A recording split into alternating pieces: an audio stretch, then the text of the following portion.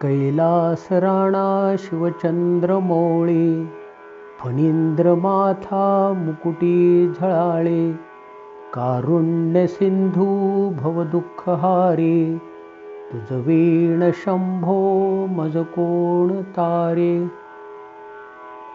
मागच्या सोमवारी आपण शिवाविषयी काही माहिती पाहिली. आज शिवाविषयी अजून काही माहिती पाहणार आहोत. शिवाचे कार्य.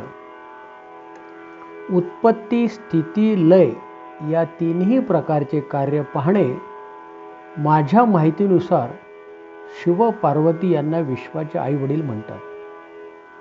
आपण सर्वजण आई वडिलांना देवच मानतो ना, त्यामुळे आपल्या आई वडिलांना शिव पार्वती समजून आपली कृती करावी, त्यांची सेवा करावी. आपल्या हृदयात अशी भावना उत्पन्न होणे फार गरजेचे आहे. शिवाचे रूप. नटराज. शिव या देवतेची दोन रूपे आहेत. एक समाधी रूप आणि दुसरे नृत्य रूप. नृत्य हे ईश्वर भक्तीचे साधन आहे, ज्यामधून आपल्या सर्वांना आनंद मिळतो आणि मनाला एक प्रकारची शांती लाभते.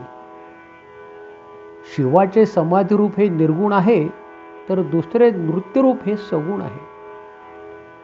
आपणा सर्वांना ज्ञात आहेच की शिवाने आपल्याला नृत्य कला दिलेली आहे. यामुळेच त्याला नटराज असे म्हणतात.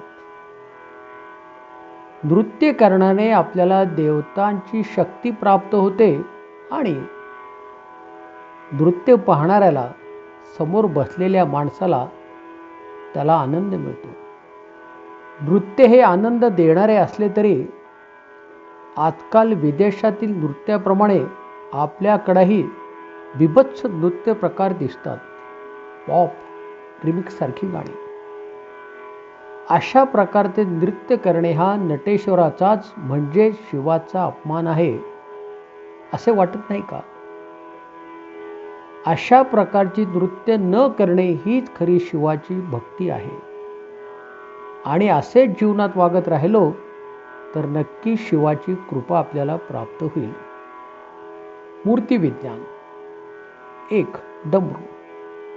शिवाच्या हातात आपण नेहमीच डमरू पाहतो. या डमरूतून 52 अक्षरांचे एक मूळ ध्वनी निर्माण झालेले आहेत.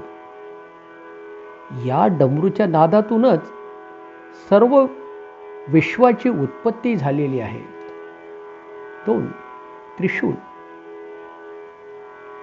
उत्पत्ती म्हणजे निर्मिती, स्थिती म्हणजे स्थिरता, लय म्हणजे नाश. म्हणजेच उत्पत्ती, स्थिती, लय या तिन्ही अवस्थांचे प्रतीक म्हणजेच त्रिशूळ आहे. 3. परशु. परशु हे अज्ञानाच्या नाशाचे प्रतीक आहे. शिव अज्ञानाचा नाश करतो.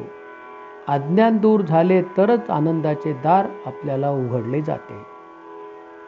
शिवाची उपासना. शिव उपासनेच्या 3 पद्धती आहेत. 1. भस्म लावणे. शिवभक्त नेहमी भस्माचे 3 आडवे पट्टे कपाळावर लावतात. ही 3 पट्टे म्हणजे ज्ञान, पावित्र्य आणि उपासना याचे प्रतीक आहे. या 3 पट्ट्यांना शिवाचे डोळे असेही म्हणतात. 2. रुद्राक्षाची माळ. शिवपूजा करताना भक्ताने रुद्राक्षाची माळ आपल्या गळ्यात घालावी. प्रकाश लहरी व नाद लहरी याची देवाणघेवाण रुद्राक्षाकडून केली जाते.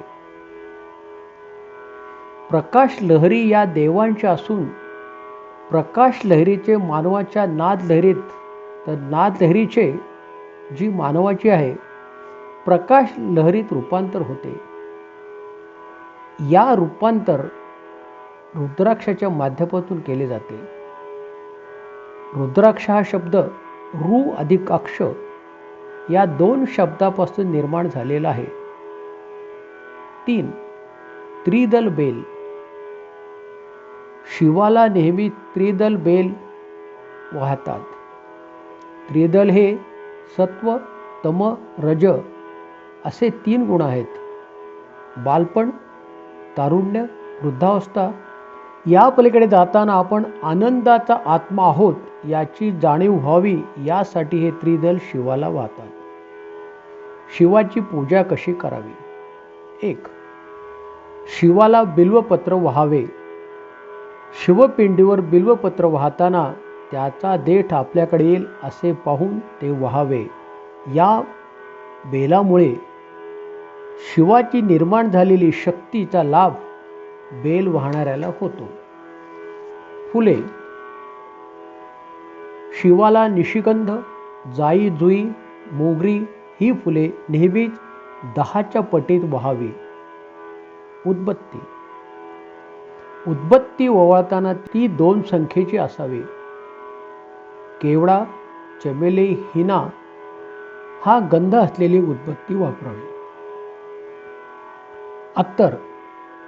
शिवाच्या उपासनेसाठी नेहमीच केवड्याचे अत्तर वापरावे. प्रदक्षिणा.